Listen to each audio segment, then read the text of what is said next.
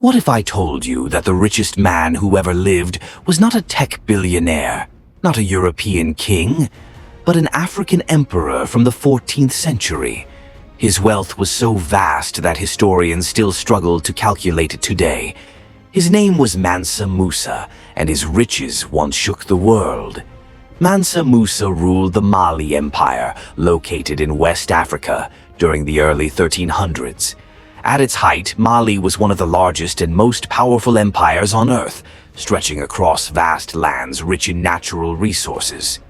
But Mali's true power came from two things the world desperately needed: gold and salt. At the time, gold was the backbone of global economies, and Mali controlled more than half of the world's known gold supply. Salt, just as valuable, was essential for survival, food preservation, and trade. By controlling these resources, Mansa Musa controlled international trade routes that connected Africa to Europe, the Middle East, and Asia. This was not accidental wealth. It was economic dominance. Modern historians estimate that Mansa Musa's wealth would be worth over $400 billion today. But even that number falls short. Why? Because his wealth wasn't just money, it was resources, land, trade control, and influence.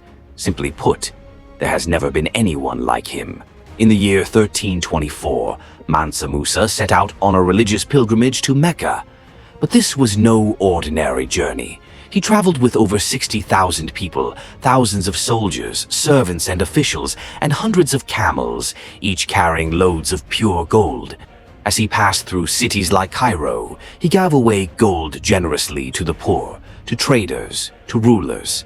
And that's when history took an unexpected turn. Mansa Musa gave away so much gold that the value of gold in Egypt collapsed.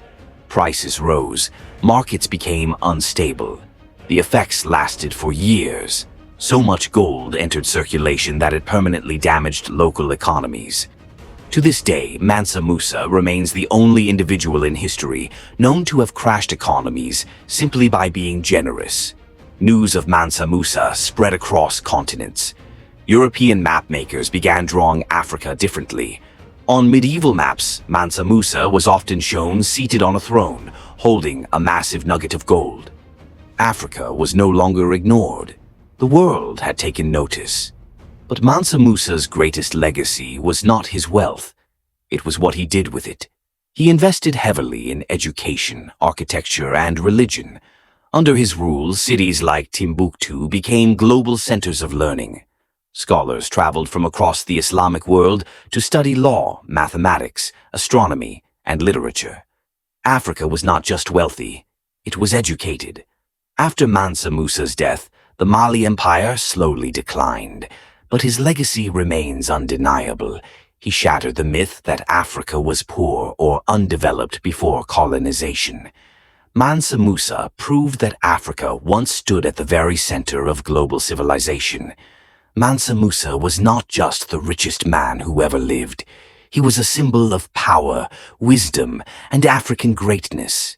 And his story is one the world should never forget.